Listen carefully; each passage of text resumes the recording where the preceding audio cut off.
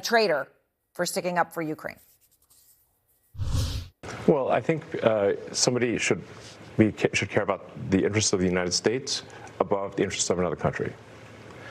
And if they don't, they're a traitor. Yeah, but he's a decorated veteran, a former astronaut, a sitting U.S. senator. It doesn't mean it's okay for him to put the interests of another country above America. Okay, well, you saw that, and you saw the look on Bret Baier's face. I mean, he made the point. Musk faced widespread criticism for calling Senator Kelly a traitor, which he did on Twitter, in response to a thread where Kelly said it's important for the United States to stand with Ukraine and that any deal to end the war, quote, can't be a giveaway to Putin. Senator Kelly is now out front. As you just heard Bret Baier report, he does sit on the Armed Services and Intelligence Committees. He is a retired Navy captain. And Senator Kelly, here we are.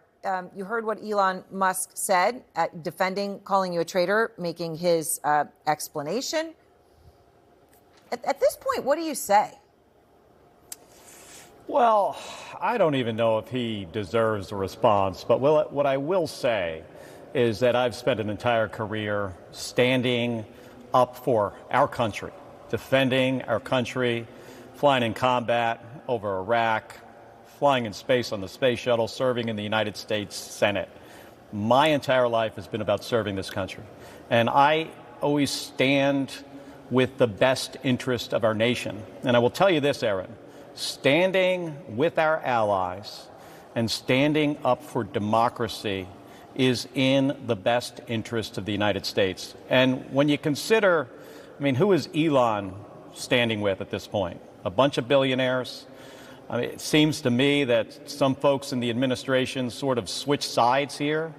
I would put Elon at this point in the category of being much closer to Russia on this issue, this specific issue, in a war against with one of our allies against one of our adversaries. I want this thing to end as much as anybody. But he throws this traitor word around, at least with regards to me, fairly freely. I don't think he's a serious guy, and he hasn't given this a lot of thought. Well, it's not a serious word, obviously, to use. It is a serious word, but in the context of you, I understand your point about being uncertain as to whether even reply to it, but you have to, in the sense that he is now the right-hand man in the White House, right? Right, because of who he is. I think it's fair to say this guy is the second most powerful person in the country at this point. And he's firing veterans. He's randomly firing government employees who did not deserve to get fired. He calls Social Security a Ponzi scheme. He's trying to create some room in the budget to give a big, giant tax cut to billionaires and multimillionaires. That's what he's up to. And he's an unelected,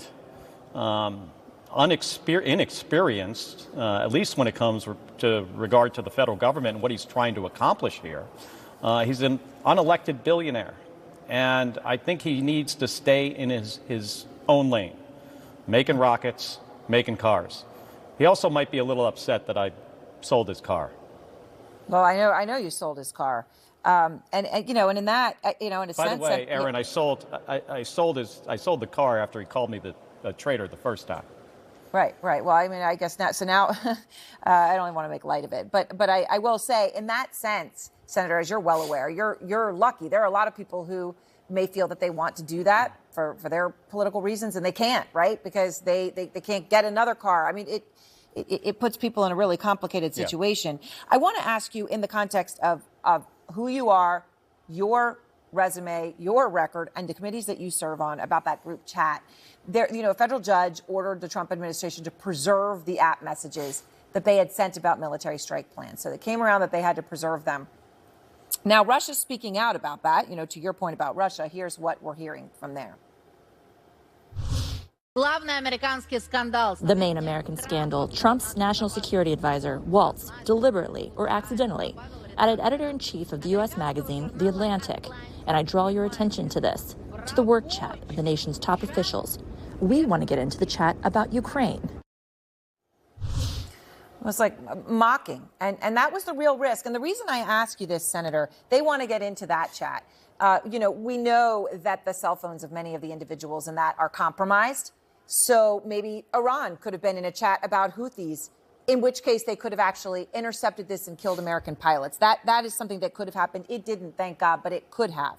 So do you think what happened here, that these war plans were sent out so cavalierly and American pilots could have died, does that make people think twice, the men and women who are getting into those cockpits and going up?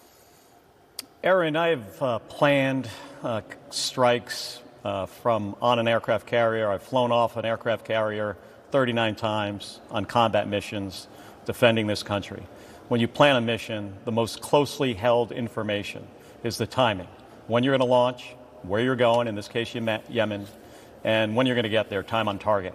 Weapon systems you're carrying. In this case, Pete Hegseth shared MQ-9, Tomahawk, F-18, all that information is the most sensitive information we have, and any adversary would want to get that information. It could have made its way to Yemen. It didn't in this case. We dodged a really awful potential outcome.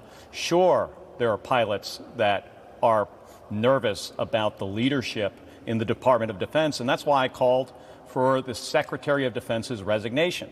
And if he doesn't resign, I think the president is in his rights and should, fire him, dismiss him. When he was nominated for this position and went through the confirmation process, I sit on the Armed Services Committee.